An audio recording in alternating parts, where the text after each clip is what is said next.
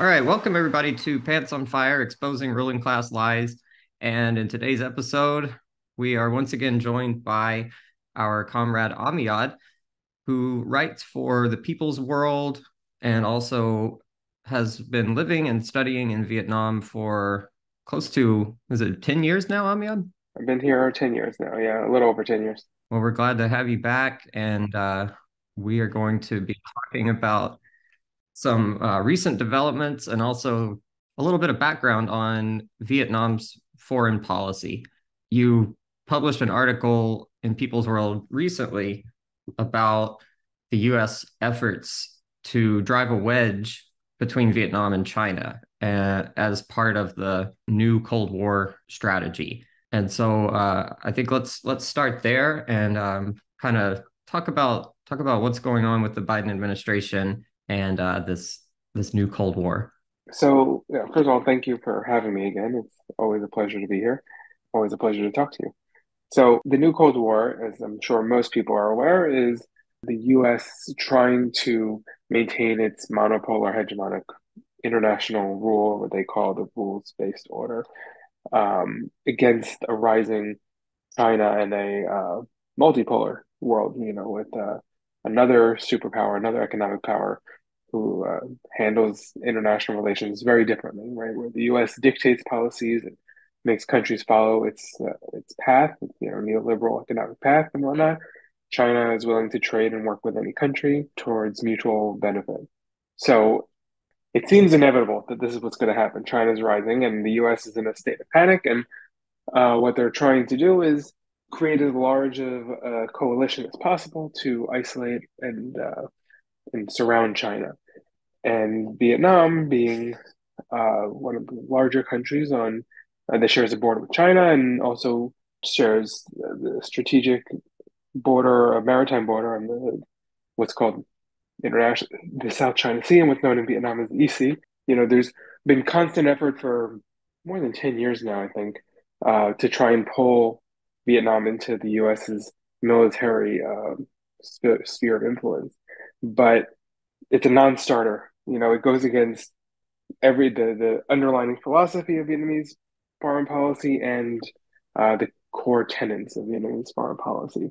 And it's tough because as a country that is trying to develop into a socialist future, the Vietnamese government tries to maintain relations with every country. You point out in your article that they have to continue to develop. And so, what are some of the ways that the U.S. could potentially take advantage of that against China? Like, how could they use Vietnam? Because it essentially sounds like that's what they're trying to do is to use Vietnam. Yeah, so one of the things that it's a lie repeated so often that so many people think it's true already. This idea that the U.S. is going to put its bases, basically international military bases on Vietnamese territory because of the maritime border. Right now the U.S. has over 800 bases in other countries that aren't the U.S., many of them currently surrounding China, and none on the South China Sea. So the idea is that Vietnam would present the U.S. an opportunity to base its forces in the South China Sea and surround China on another angle.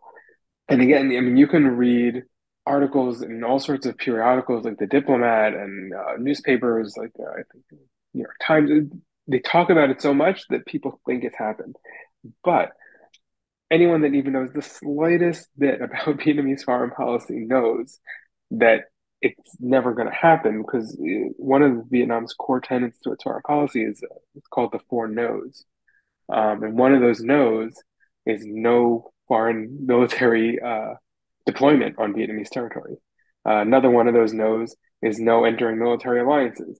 Another one of those no's is no using force against another country. And the last no is no joining one country to go bully another country. So literally everything the US wants goes against those four no's. Hmm. But these would-be experts in in these journals in the West or in some newspapers in the West, either they are ignorant of this, or they don't care and they assume most readers are ignorant of it, which is why it's so important that we're talking about it today, and that they can just keep talking about the idea of US bases here and people are just gonna go along with it and hopefully they could will it into existence. Yeah, honestly, I think that a lot of people would be surprised that the US doesn't already have military bases there, because the US has military bases everywhere. Yeah. And there's some territorial disagreements between Vietnam and China, and based around a couple of archipelagos of island collections of little islands in the South China Sea, and China's built military bases on these islands. So that's part of why the U.S. is so desperate to find a place to station military nearby. And because of that disagreement, they think they could manipulate Vietnam or use Vietnam. But again, Vietnam is a country that seeks peace above all else and mutual coexistence and peaceful coexistence with all countries. Again, those four no's, it's just not going to happen. There's not going to be a U.S. military presence on Vietnamese territory. Mhm. That was going to be one of my questions about the territorial disputes for U.S. imperialism. There's a vulnerability that could be taken advantage of if there is some unresolved conflict between China and Vietnam. So you said that those are disputed archipelagos where I'm guessing China says that it belongs to them and Vietnam says it belongs to Vietnam. Correct. And right now, in practice, there's Chinese troops on some of the islands and Vietnamese troops on some of the other islands. But both China and Vietnam have agreed to settle the disagreement peacefully. And it's not just China and Vietnam. The Philippines, Malaysia, there's a few countries that dispute, various islands in the South China Sea, and there's a huge overlap between all of these. And Vietnam, through its leadership role in the Association of Southeast Asian Nations, has always pushed that all countries agree that whatever these disagreements are, they will only be settled peacefully. And repeatedly, ASEAN and China have promised to handle this issue peacefully. Mhm. So, yes, theoretically, there's something there for the US to manipulate, but I mean, the governments of these countries are much smarter than the American would-be experts would have people believe. They're not so easily manipulated. And also, it's important to note that the history between China and Vietnam goes back thousands of years.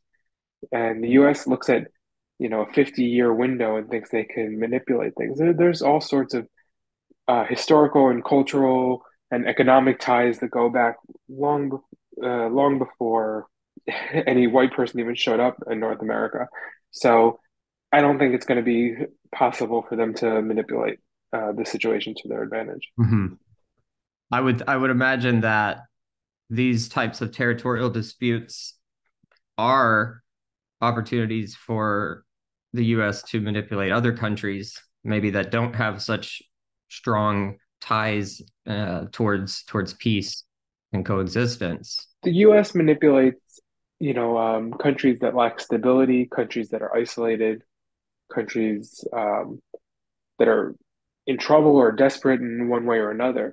A country like Vietnam, which has good relations with almost every country on earth, is a leader in Southeast Asia, is one of the quickest growing economies in the world, is China's largest trade partner and one of the US's larger trade partners now.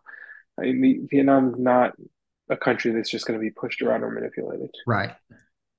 I'm seeing how possibly some of the other countries that may have some territorial disputes that are ongoing with China, the US could come to them and say, look, China is building military bases right up on your border or in your disputed territory. We can help you. Let us come in and join our alliance against China. So that's a tricky situation. It is. So on the one hand, so a good example that would be the Philippines, right? The U.S.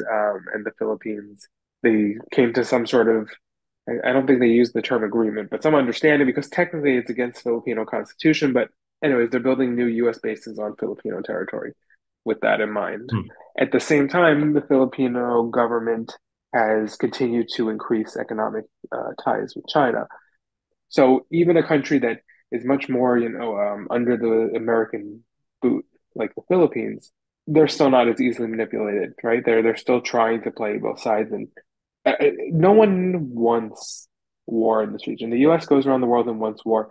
The region has been war-free, conflict-free for the most part, right? You have civil strife occasionally in Myanmar and Thailand, but there hasn't been a war between countries in Southeast Asia in 40 years, and all the countries have prospered during peace. All the economies have grown, the standard of living has risen, and a war would not be popular. It's not what anyone wants, and no one has anything to gain from it. Only the U.S. would have what to gain from it. Yeah, and I think it just goes to show the stark contrast between the unipolar world that the U.S.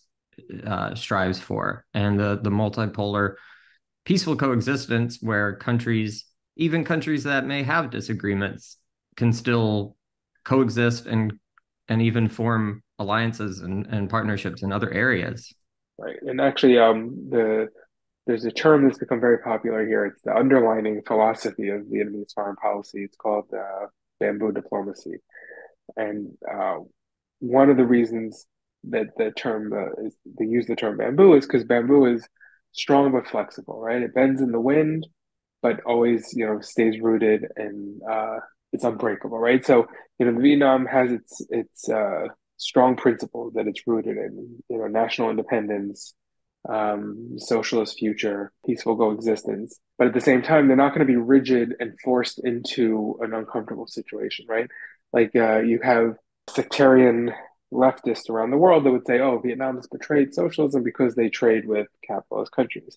That would be a very dogmatic, rigid way to go about things, and that would only hurt the Vietnamese people who would lose access to, other markets and trade and whatever. So, and bamboo is also a traditional metaphor. Is that the word I'm looking for? I guess I have used throughout Vietnamese history and Vietnamese culture. In fact, a Vietnamese friend of mine, I was told them about an article I was writing about bamboo diplomacy. And they said, "Oh, I'm so tired. Everything in my whole life, we're the bamboo country, we're the bamboo people. Now we have bamboo diplomacy." It's like but it's very true. Ho Chi Minh wrote about a lot, used bamboo as an image a lot in his writing because throughout Vietnamese history, they've been able to bend and sway and, surrounded by big, powerful countries like China, the Mongolian Empire, and, never really bend or break. So it's a long tradition in Vietnamese foreign policy, and that remains an underlining part of the philosophy of modern Vietnamese foreign policy. Yeah, I love that. I love that term and that the imagery of bamboo because it is such a resilient plant that can grow Right, almost anywhere and with very little maintenance required. If you plant some bamboo in your yard, next thing you know, you've got like a bamboo forest. It can survive right. all the elements and it can be used for so many different things from floors to all kinds of tools, fishing poles. Food, It's food. Yeah. it can be used for, right? It's a very versatile plant.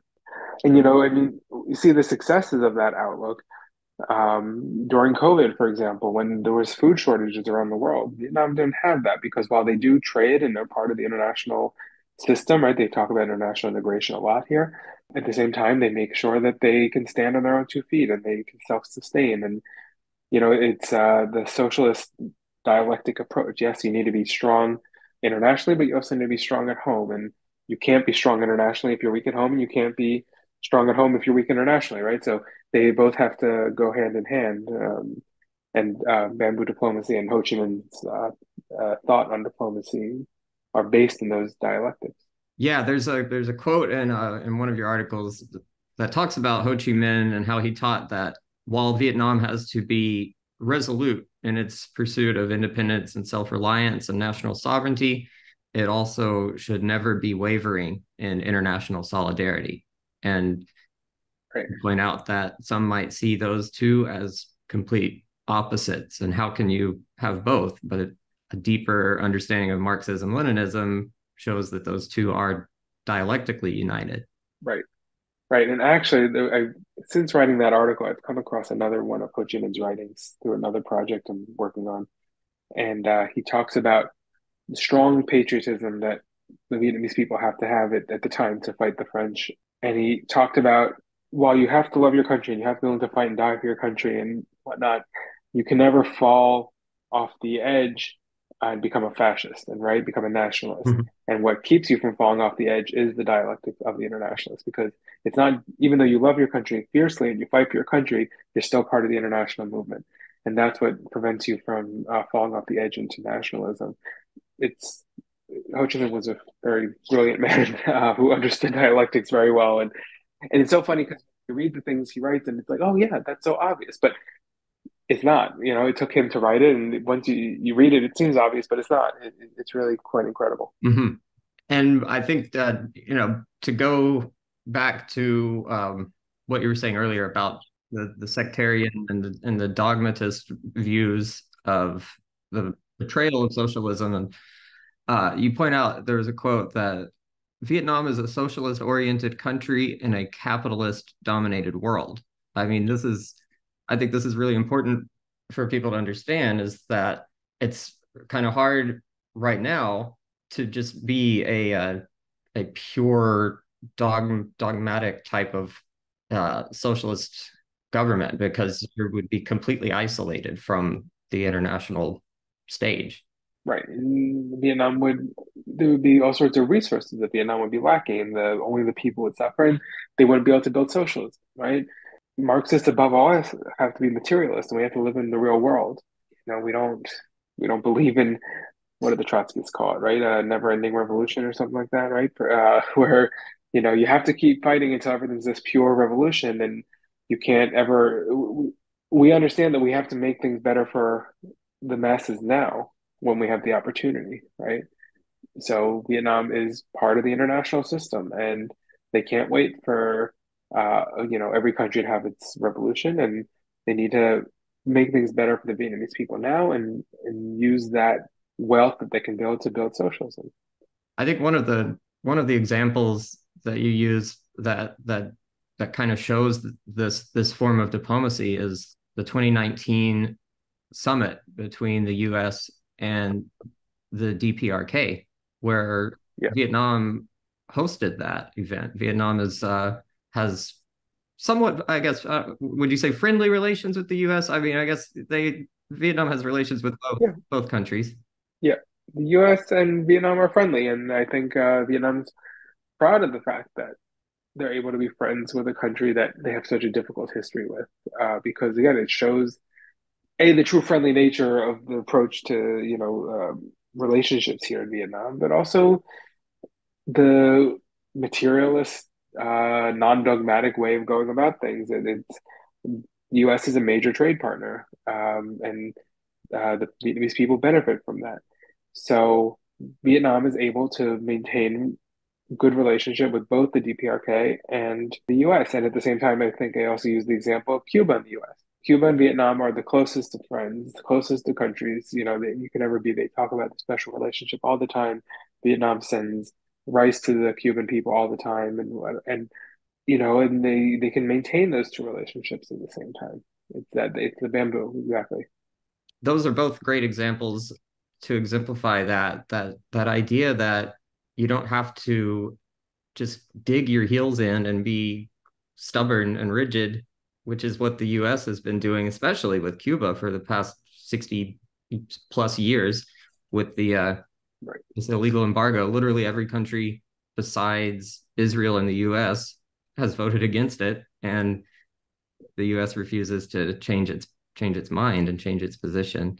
And we see with the dogmatic policy, it hurts the Cuban people, and also it hurts the U.S. people, right? The U.S. people lose all access to all sorts of great things coming out of Cuba, like the lung cancer vaccine and the medical doctors that Cuba sends around the world for free to help people in need and all that sort of stuff, right? So everyone loses out when you dig in like that. Yeah. And so the forming of relations with other countries, obviously that's an important part of internationalism and of building socialism. And that's that's the part that I think some people don't get, is that these are countries, Vietnam and China, that are working to build socialism. They are in the process of building socialism. And while capitalism is still dominating the world, you kind of have to play the game, for lack of a better phrase, if you want to have, Right. material benefits. You got to be able to set aside some differences and be able to work with anyone. So you talk about also the relations with both the Palestinian people and also relations with Israel. Could you elaborate on that? Yeah, Vietnam and Israel have a trade agreement that was signed recently, and they've done some trade over the last couple of decades, since I think Vietnam established relationship with Israel. I think it was either 94 or 96. And there was in the beginning it was agricultural technology and then communication technology. And now there's a lot of trade between the two countries. At the same time, Vietnam has been a staunch supporter of the Palestinian people, always pressing the UN to support the Palestinian cause and condemn Israel. The longest serving ambassador, what they call the dean of the diplomatic corps in Hanoi, is the Palestinian ambassador. He actually just wrote a book about his love of Vietnam and the connection between the Vietnamese and the Palestinian people, right? So again, it's another example of the bamboo or dialectic approach to and non-dogmatic approach to international relations. Because if Vietnam was to not have a relationship with one, either the Palestinian or the Israelis, who would that be helping? No one, but it would be hurting the Vietnamese people for sure, and it would be hurting the Palestinian people. So, yeah, I mean, it's a much more materialistic, and sometimes it doesn't feel as good, right? Being dogmatic and being pure, that's a very American individualistic way of thinking. It's like, oh, I'm going to be right. I'm going to sit here in the corner by myself, and I'm going to be the most right while I sit here in the corner. Mhm. But who are you helping? And you're not engaging with anyone. You're not improving anything. You're not improving your case. You're not spreading your cause. But it might feel good, but it's not helping anything. And that's something Vietnam is very good at doing. They could say, okay, we're not going to trade with capitalist countries, but who's that going to benefit? How's that going to help anyone? Right. So when exactly did Vietnam start to open up trade with all these different countries? Was that in the 90s or more recent? So Vietnam started to change its economic system in the early 80s, and it was codified in 86, is what's known as Doi Moi, what do they call it in English? Rectification, I think they translate it in English. But it was basically the introduction of what's now called the socialist oriented market economy. And part of the changes in Doi Moi was what they call international integration and developing a relationship with all countries. At the same time, in 1986, Vietnam was still under embargo from the US. So Vietnam was limited in its international integration at that time. And once the US lifted its embargo at 95, I'm pretty sure it was Clinton. I was pretty sure it was 95. Then Vietnam started to establish relationships with more and more countries. So the embargo that I'm assuming that was in place since the Vietnam War, and then it was lifted in the 90s. Was that similar to the embargo against Cuba now, where it was sort of like pressure from the rest of the world to, Well, interestingly, it wasn't since the Vietnam War. What happened was at the end of the Vietnam War, Vietnam was again pragmatic as ever, was very eager to establish relations with the US after the war. Okay, the war's over, you defeated, now let's trade and to the mutual benefit of both our countries. And the US didn't want to, and the US owed Vietnam all sorts of money, compensation from the war, and they promised to help Agent Orange victims, and the US didn't want to follow through on any of that stuff. But Vietnam kept pressuring it. Then came the Khmer Rouge in Cambodia, and they started the war with Vietnam, and Vietnam invaded Cambodia, and the U.S. took the Khmer Rouge's side, and so the embargo was placed then, and then it lasted until the 90s, which at that time also, coincidentally or not coincidentally, but throughout that same period up until the 90s, the U.S. continued to recognize the Khmer Rouge as the legitimate government of Cuba, of Cambodia, throughout that whole time, even though they'd already been kicked out by the Vietnamese. was there any resistance at the time to lifting the embargo? Was it all at once, or was it more like a kind of a lift a little bit here, a little bit there over time? There was mostly lifted at once, but what do they call it? The embargo on, I think they call it lethal weapons or deadly weapons, however they termed it, that lasted until the late noughts. That lasted longer. And I think it was only fully lifted in the early 2010s. So like there was no military trade. It was never as extensive as an embargo as Cuba. It was very extensive, but just the Cuban embargo is so extreme. But it wasn't that extreme, but it was crippling. Vietnam in 1986 was one of the poorest countries in the world. And so during this time when trade with the United States started to open up and those restrictions were lifted, what was Vietnam's relationship with China like? So Vietnam and China had again, based around the war in Cambodia, had a small border clash in 1979, then had cut off relations with each other until I believe again it was early 90s, 92, something like that. Vietnam and People's Republic of China exchanged diplomats and ambassadors, and since then has not had any incidents military wise whatsoever, despite again the narrative that you'll hear in the West that the two countries are at each other's throats. They haven't been. In fact, the two governments, the two parties do so much together. They have so much in common. And there was what was it, 2 years ago? There was an event marking the anniversary of the reestablishment of the relations, or something like that. And they put out a communique calling it a special relationship of comrades and brothers, Hmm. like above all the kinds of relationships. In the 80s and early 90s, there was some difficulty, but Vietnam and China have come a very long way since then. So you talk about in your article the relationship between China and Vietnam, and it's classified as a comprehensive strategic cooperative partnership, which is the strongest relationship category in contemporary Vietnamese diplomacy. So with that as the highest or the strongest category, what are the other categories and where does the US fall into in what category does the US fall? Now, okay, I can't answer this by heart. I can't remember. There's like strategic partnerships, comprehensive partnerships. Um, there's all different ways of mixing the same amount of words in different orders, and I don't remember exactly which. But the U.S. I think is it would be like a third or fourth tier partnership. Hmm. And there's talk about a yet to be scheduled Biden visit in the next few weeks to Hanoi in the hope to sign what they would call a strategic partnership.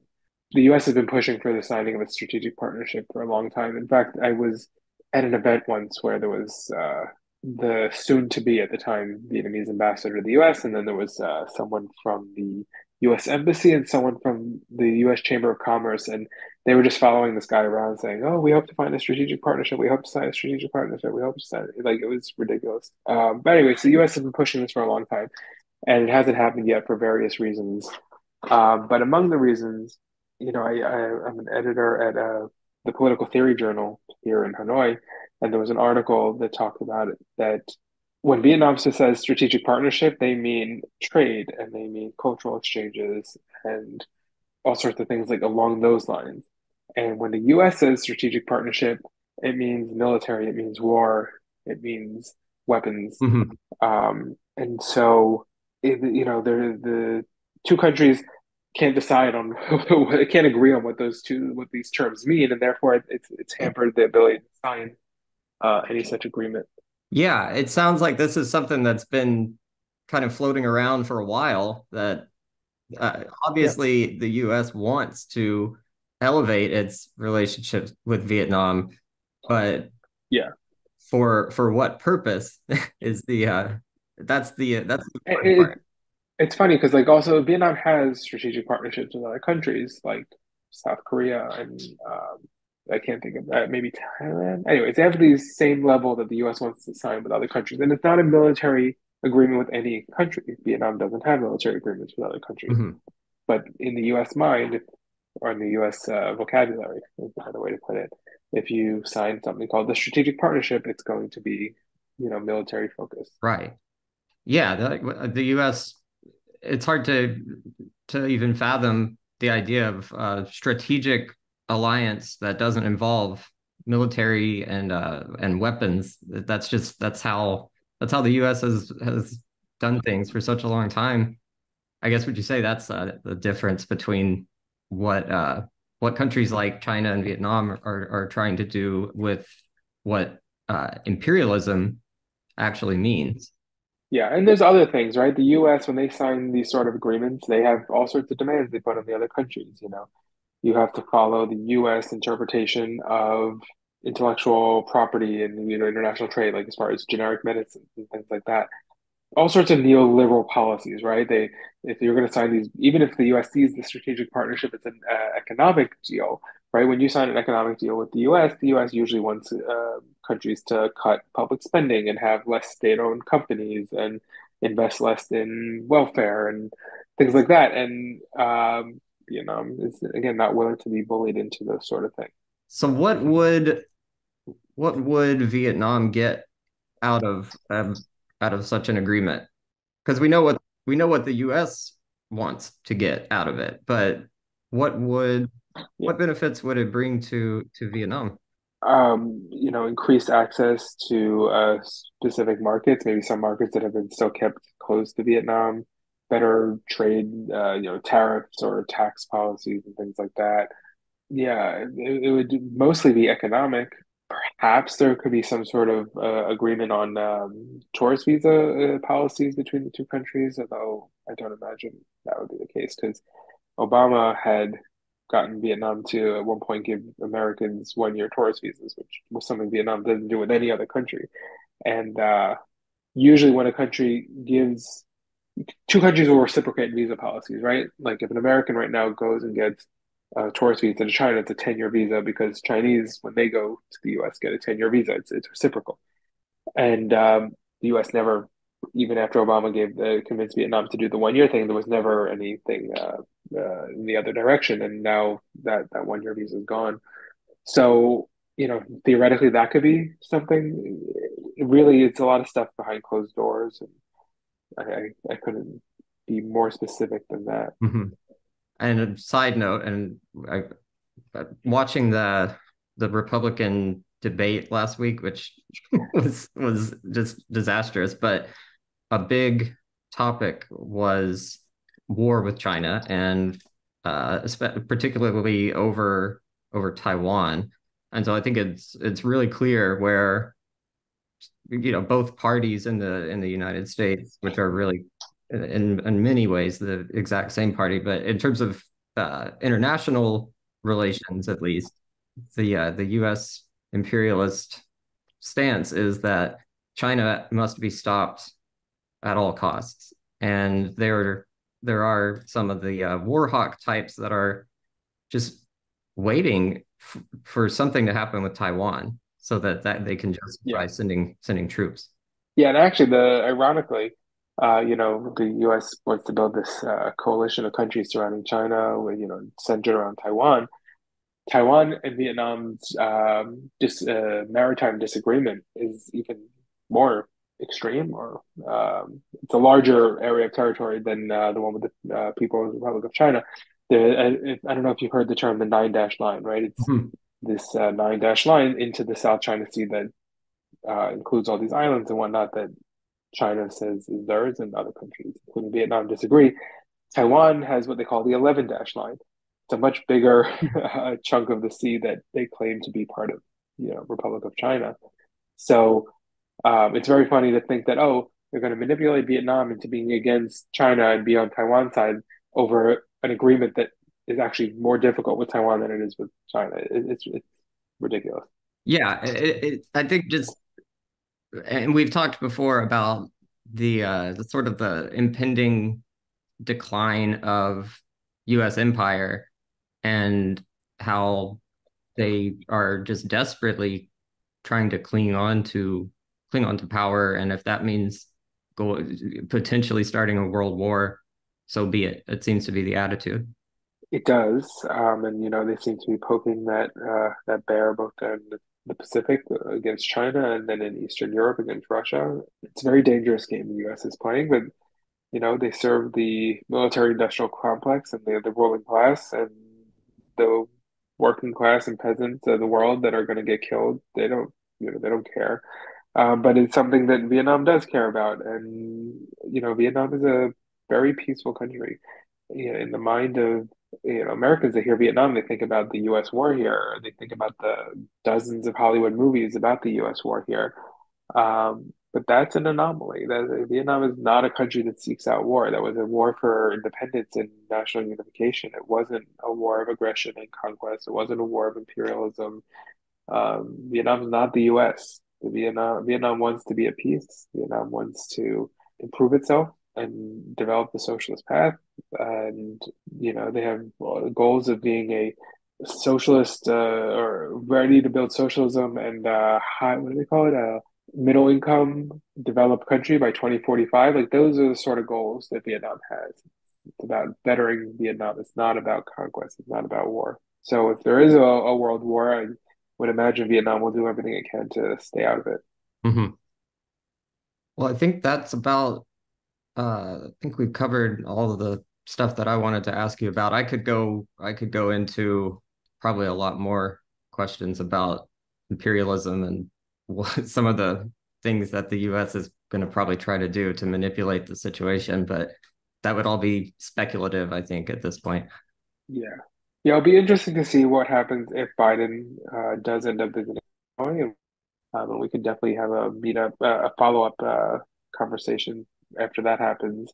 But I think the most important thing for the listeners today to understand is, remember the four no's of Vietnam's foreign policy. Remember the image of the bamboo and the principle of peaceful coexistence with all countries. And then whenever you hear whatever the New York Times or the Washington Post or Wall Street Journal is going to say about any Biden visit or the Biden visit that doesn't happen, whatever they're going to say, keep those things in mind because really it's very straightforward and very clear. And the Western media is just 99% of the time very inaccurate when talking about the subject. Yeah.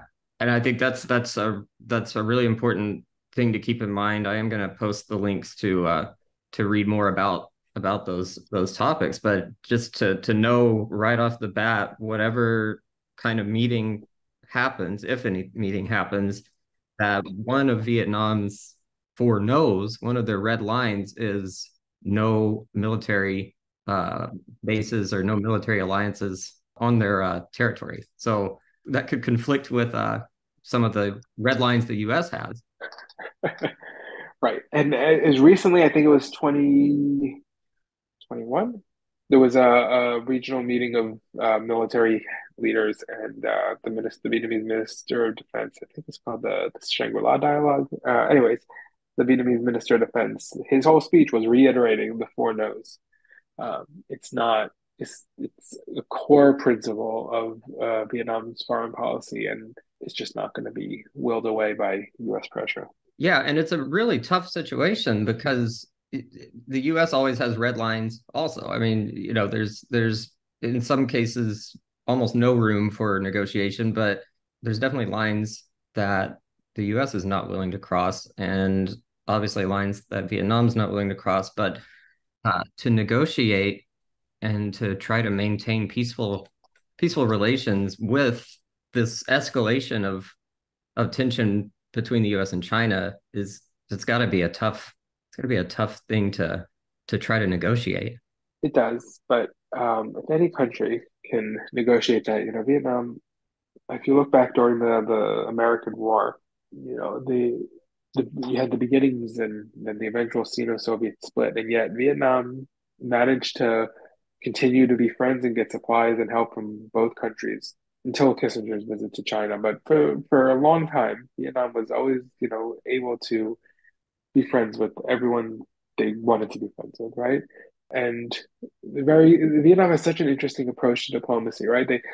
I don't know if this is a tangent, but they place a high emphasis on what they call people-to-people diplomacy and developing long-standing relationships between Vietnamese people and people around the world. And there's like the Vietnam Union of Friendship organizations that really works on developing these sorts of relationships. So, for example, one person I know, he's becoming the Vietnamese ambassador to Brazil, but he's been working in people-to-people relations in the Americas for like 30 years. And now he's going to be the ambassador in the region. And he has all these contacts and friends. And it's just a very different way to approach diplomacy than we have in the West, where, career CIA or big donors become diplomats and ambassadors. It's about developing relationships and friendships, and Vietnam is very good at that. Well, we'll have to wait and see what happens. It looks like there's the rumor is sometime in mid-September is when this meeting might take Yeah, place. And so, it's not on any calendar yet, but those are the rumors.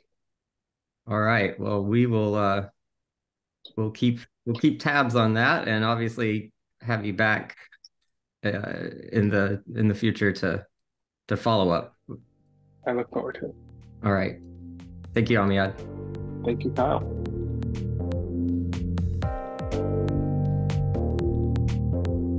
Thank you for listening to Pants on Fire, Exposing Ruling Class Lies, the podcast produced by the International Department of CPUSA. Visit our website, cpusa.org, to learn more about the party.